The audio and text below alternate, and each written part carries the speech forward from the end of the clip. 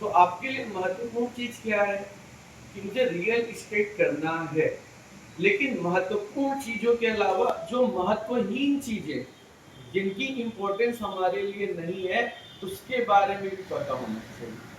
कि अगर मैं 11 से 6 ऑफिस में काम कर रहा हूं तो महत्वपूर्ण काम क्या हो गया, मेरी वर्किंग जो मुझे सफलता दिलाए। लेकिन महत्वहीन चीज क्या है, इस बीच हम कुछ ऐसी एक्टिविटीज ना करें जिससे हमारे काम में बाधाएं हैं या रुकावट है। तो हमारी एक्टिविटी क्या होनी चाहिए, क्लियर होनी चाहिए कि ये मेरे लिए इंपॉर्टेंट है, ये मेरे लिए महत्वपूर्ण है। दूसरा जो एकदम सिंपल सा है, औरों से तेज करने की कोशिश करो।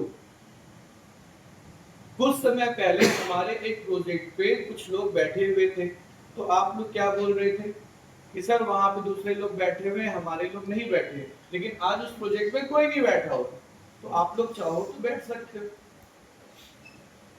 इंपॉर्टेंट चीज क्या होता है, देखो सोचो लेकिन दूसरों से तेज सोचो, क्योंकि किसी के सोचने पे किसी का अधिकार है क्या।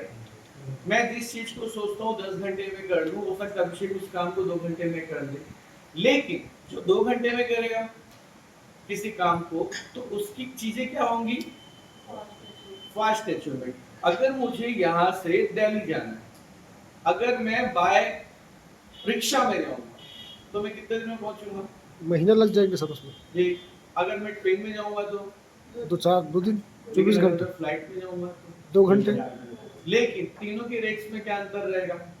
बहुत फर्क रहेगा सर। हाँ, तो वही चीज समझना, मैं ये बोलना चाह रहा हूँ अच्छी चीजों की इंपॉर्टेंस ज्यादा होती है, उसकी वैल्यू ज्यादा रहती है। आज शादी का सीजन चल रहा है, बर्थडे के सीजन चल रहे हैं, बहुत लोग पार्टीज करते हैं जो 12-1 बजे से चले जाते हैं। मुझे पर डे 2-3 जगह का इनविटेशन है, लेकिन यकीन मानिए मैं कहीं नहीं जा, क्यों, रीजन उसके पीछे ये नहीं है, मुझे मेरी इंपॉर्टेंट चीज पता है ना कि ये मेरा वर्किंग है, तो मुझे इस वर्किंग को करना ही पड़ेगा।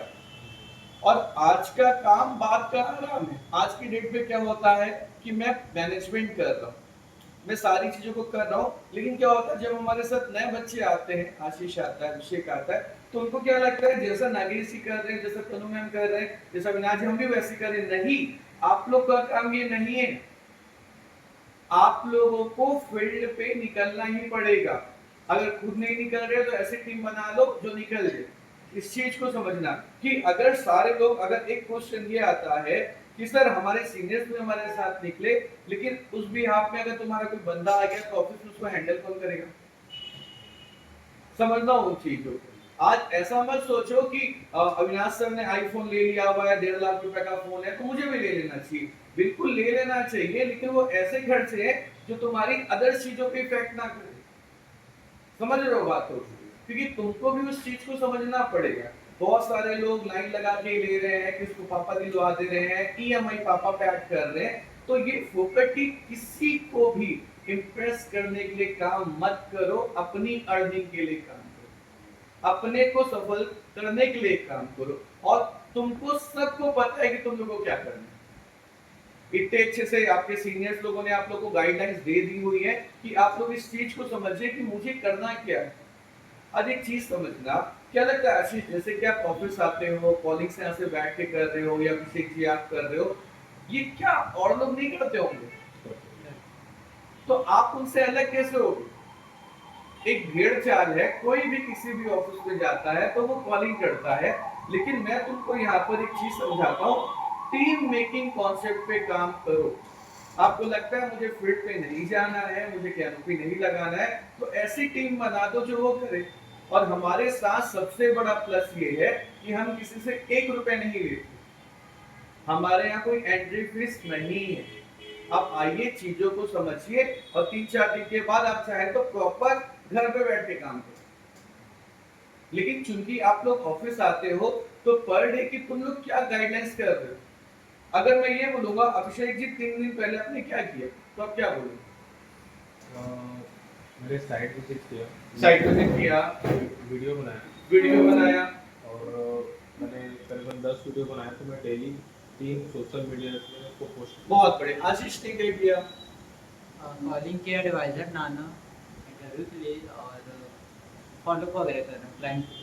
अच्छा, देखो मैं ये बोलूंगा कि किसी बंदे की तुम शादी में गए, तो तुम कैसे प्रूव करोगे कि तुम शादी में गए थे? फोटो वगैरह उस मेमोरीज, तुम्हारे पास 3 दिन पहले की मेमोरीज है। आप मुझे बोलोगे तुम लोग जाके फेसबुक में चेक कर लो 3 दिन पहले में क्या किया। मेरा स्टेटस आपको रोज मिलेगा, वीडियोस आपको रोज मिलेंगी। तो इस चीज को समझना, आपकी मेमोरीज नहीं आ रही कि अगर पूजा मैम है तो उनका स्टेटस लगना चाहिए, ममता मैम है। देखो अगर तुम अपने काम से प्यार करते हो तो तुम्हारा काम तुमसे प्यार करेगा। और इस चीज को समझना कि आज अगर तुम पर डे में, सिंपल सा वर्ड बोलता हूँ, 30 दिन का पर डे का अपना स्टेटस लगाओ। 1 मिनट, 1.5 मिनट, 2 मिनट का, कुछ भी अच्छे मोटिवेशनल वर्ड्स जो आपको अच्छे लगते हैं। 30 दिन में कोई एडवाइजर ना बने, कोई इन्वेस्टर ना आए। सबसे अच्छी बात है तुम्हारी कम्युनिकेशन स्किल सुधर जाएगी। और आपको यहाँ पर सिर्फ एक काम करना है, अपनी कम्युनिकेशन स्किल पे काम करना है, अपने प्रेजेंटेशन को सुधारना है। क्योंकि प्रॉपर्टी लाइन में कभी भी कोई प्रोजेक्ट नहीं बिकता है, आपका प्रेजेंटेशन बिकता है। ये बहुत लकी हो कि हमारे पास बहुत अच्छे लीगल प्रोजेक्ट्स हैं, पूरे डेवलप प्रोजेक्ट हैं, पूरी लीगैलिटीज के साथ है, जिसमें किसी के साथ भी कुछ दिक्कत नहीं आएगी। लेकिन ये सब चीजों के बाद भी ये सिर्फ 20% काम करेगा, 80% तुम्हारा प्रेजेंटेशन करेगा। मैं क्या करूं?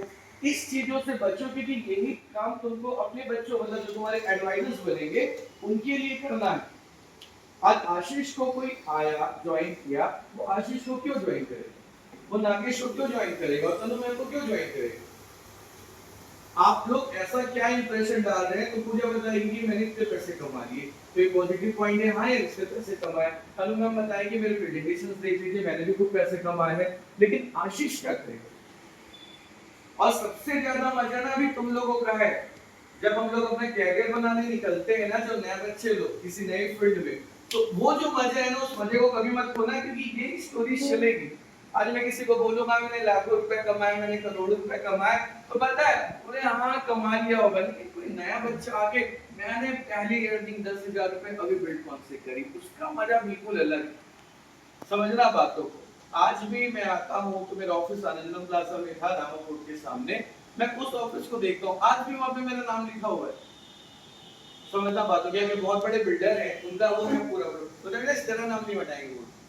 तो इस चीज को समझना, रीजन क्या है। और